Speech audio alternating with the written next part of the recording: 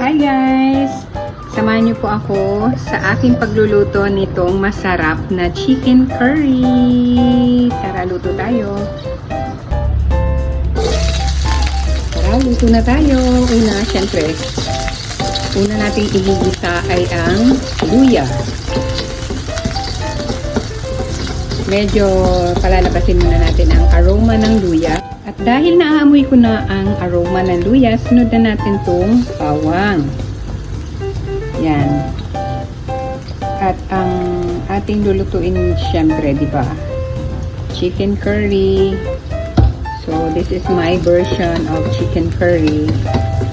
Yan, bawang. Then, isusunod na din natin ang sibuyas dahil ayaw natin ng medyo matutosta yung bawang. Yan. Sibuyas. White onion ang nagamit ko dahil ito lang yung nabili ko.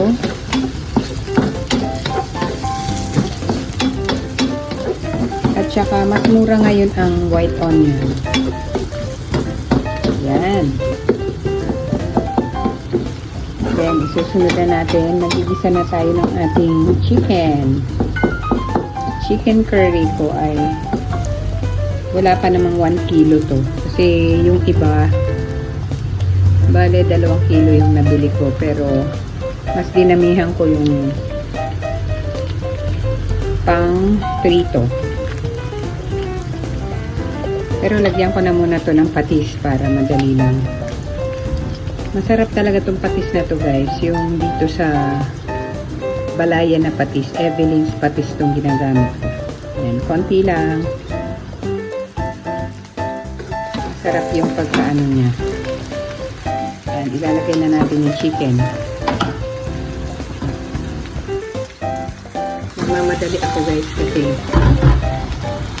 anong oras na. Tapos dadalhan ko pa yung anak ko ng lunch. Simmer muna natin to bago tayo maglagay ng iba nating ay paminta pala, hindi ko pa nalalagyan. Ayan. Ayan, lagyan na natin ng paminta. Medyo dadamihan natin, mas masarap yung maraming paminta. Paminta, then konting MSG.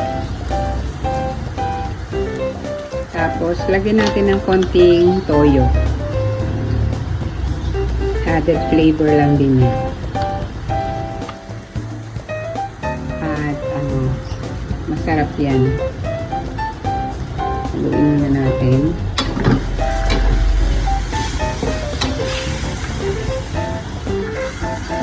Ganyan. Tapos, wait lang natin yan hanggang ma-tender na yung chicken. Naluto na siya. At ayan na po. Nakailang minuto na ba na atin itong sinalang. Ayan. Medyo naluluto na siya pero syempre marami pong may mga process pa to. May mga ilalagay pa tayo. Chicken curry. Ang ating niluluto guys. Pero ilalagay ko na yung ating carrots at patatas. Ito, para lumambot din siya. Wala lang akong nabili na pala. Wala akong nabiling bell pepper. Gusto ko din may bell pepper to eh. Yan. Tapos, maya-maya natin ilalagay pa yung ating curry at ang ating gata. Takpan muna natin ulit. Yan. Oh, ang bango na. Ang bango na po ng ating niluluto. Wala pa yung wala pa tayong nilalagay na gata. Gata at saka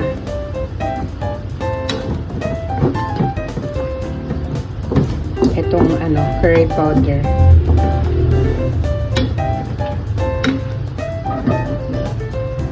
Ngayon, maglalagay na tayo ng curry powder.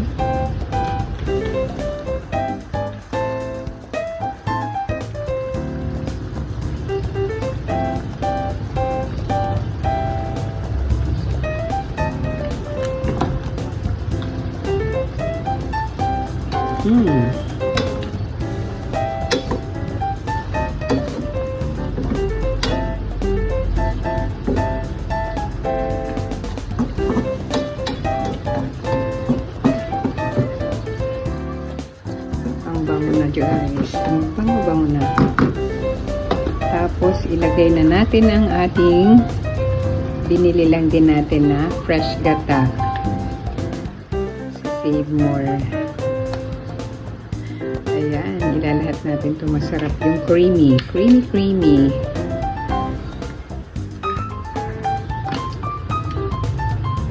Creamy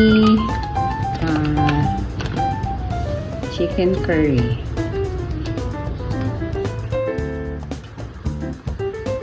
Tapos, hintayin lang natin maluto yung gata. Tapos, done na yan. Ganun lang kadali ang masarap na chicken curry. Takpan muna natin ng saglit. Tignan na natin. Wow! Ang bango-bango na guys. Pero lalagyan pa natin yan ng isa pang ingredients na makakapag-added ng konting suka. Ayan, konting-konti lang guys na suka. Tapos, ilang segundo lang natin itong niluluto ang suka para ayan, ang bango-bango.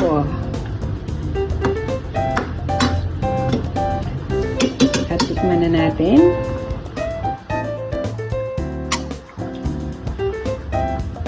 Magdadala pa tayo ng pagkain sa school.